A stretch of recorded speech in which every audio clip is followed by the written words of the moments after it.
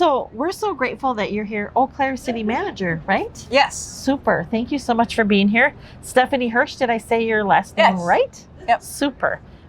We're so blessed that you're here. And we just kind of want to have a conversation on a bench.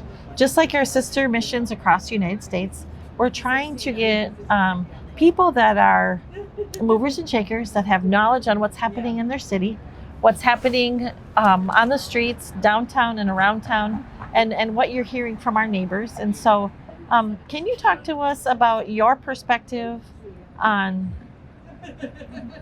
what you think is the reason that so many folks are homeless in Eau Claire? And if it is an issue, can you just give us a little perspective?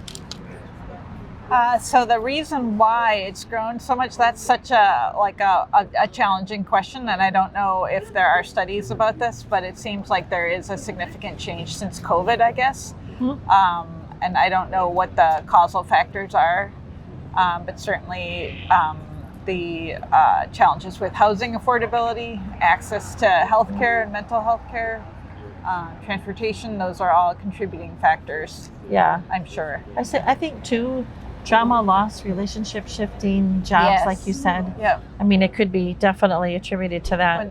I read our police report and our fire report, which comes out every day. And if you look at the log of police calls, they're nearly all related to substance misuse,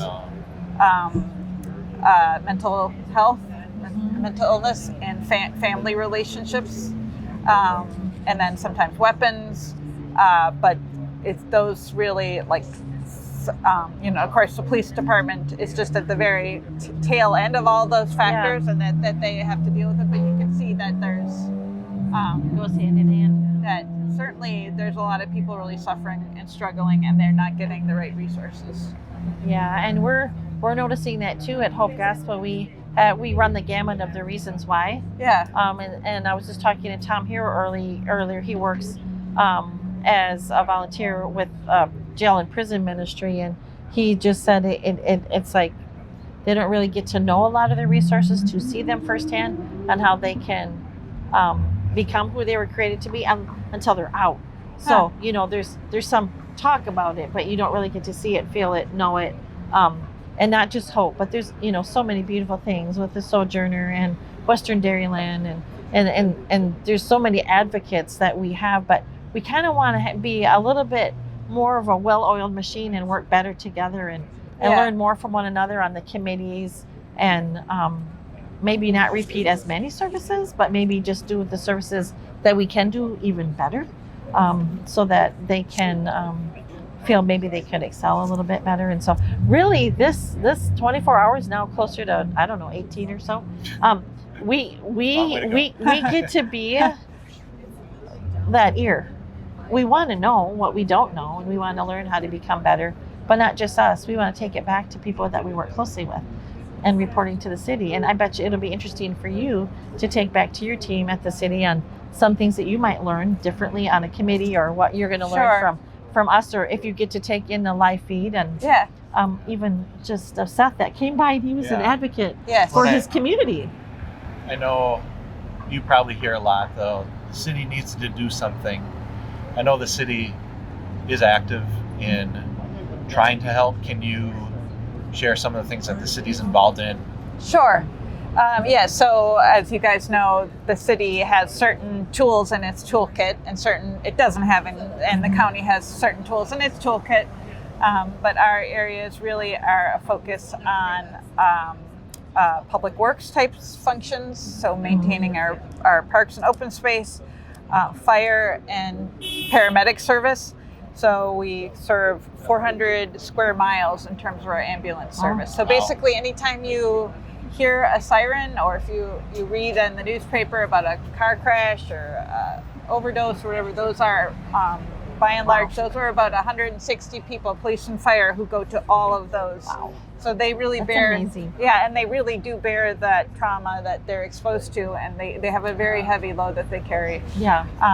And then we have the library, the health department, and our administrative functions. So we don't have much in our toolkit related to mental health or health. We have a little bit of an impact over the availability, the supply of housing.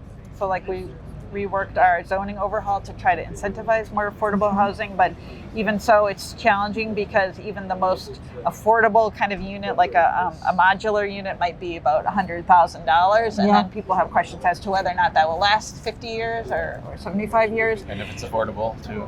And even if that's affordable, right? And so then you're looking at a subsidy, but pretty much our whole budget is funded through property taxes. There's the amount of state revenue that comes from the sales tax is kind of just decreasing, and there aren't a lot of other ways we can generate revenue. So it's pretty hard to ask our property taxpayers to subsidize housing because it's very expensive to subsidize housing, and they might not be able to pay their own mortgage or taxes or car payment, that kind of thing. So it's kind of a challenge, and we're really grappling with it. I heard the city started something called Street Ambassadors. Yeah. Can you tell us a little bit about that? Yeah, so that's ARPA funded, so it does have a limited time period unless we can find another funding source. But the idea is to have a group that's really well informed, go out and equipped to do this, to go out and talk to people and really get to know them and understand what they're going through, and at the same time be a resource for businesses and others who want to make sure that there's a lot of order in the downtown, and the area served continues to feel like a place that's for everybody, and it's organized and clean.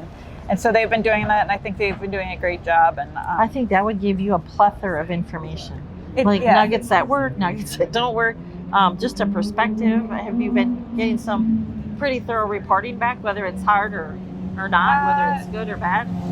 Yeah, I think that the challenge is that this is how I've been working in local government for about 25 years, and I've always thought about it, for example, when I worked in my prior community, there was a child born to a high-risk pregnancy in a hospital in that community.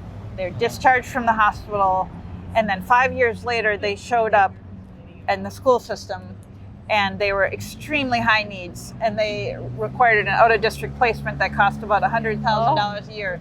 And that child had been in the community the entire time. Nobody knew. So it was on my watch as an executive, and I didn't do anything, and that's my own failure. So I do feel like that about our 73,000 people who live here.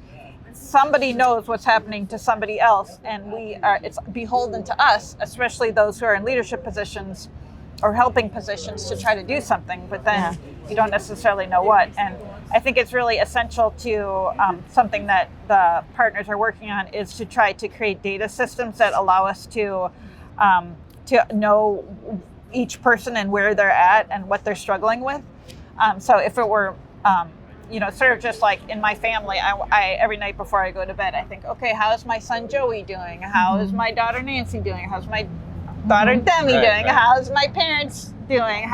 And then each of my coworkers, how are they doing? What are they struggling with? The councilman, so we need some kind of brain trust to say, how is this one person whose name is this, who has these struggles, how are they doing today, and what did they need that we can help them with? Whether it's, we know that there's some people for whom having medication is transformative. So a mood stabilizing medication can mean the difference between being completely functional and being destitute. So how can we as a community and leadership and the safety net really think about and care about each person and wonder what do they need today to get to that stability? That's great information. That's a beautiful thing to share on the conversation on a bench, because a lot of people don't know to look at it from that perspective. They're not in your shoes. They're not in my shoes. They're in different shoes, but those shoes very much matter. And we can't always know everything about every person. And so we have to know that we can help those who are in front of us to the best of our ability. But I think by doing more things like this, it really helps people who are listening or people who have decided to journey with us to talk.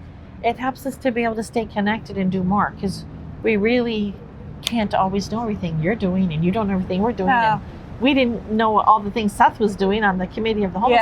It's so cool how our community can learn a little bit more because of what we're sharing today, tonight and tomorrow. And I think that's a key, is how can we as a community help step up with this Yeah. issue. And we've seen it too. People that come to Hope, one of the requirements before they finish is to try to have 5 healthy people outside of Hope Yeah. Right. that can be a support Yeah, network. for Right. sure. We And all just hope need is that. not there yeah. forever. We need right? each other, whether Yeah. we like to admit it Right. or not. Yeah. And I think that does help. But Yeah. there are a lot of opportunities. I think that community members could volunteer Yeah. at the Haven House or the Day Resource Center, To be that. Sojourner House, both, Partner, all the community agencies that maybe work with this population Mhm. definitely could use more help in that way as well. I love that. I love that encouragement for Yeah. the community because they're all trying to figure out what can I do to help. Yeah. And it might not be straightforward or always easy, but if they can be encouraged to find that role and persist That's why I think this will help jog some of those questions, and yeah. different things will be formed from this. So I really appreciate your service to the city. I appreciate your yes to sitting with us Oh, today. I'm delighted. You're amazing, and you are making a difference. And it's just really nice for the people listening, for them to be able to see your face if they don't know your face, and get to know you a little bit. And I haven't had much time with you either, so this is great for me. And we just wish you all the best, and bring other folks down tomorrow if they want to come chat with Awesome. us. I will let We'd them- love to have people's voices be heard. So.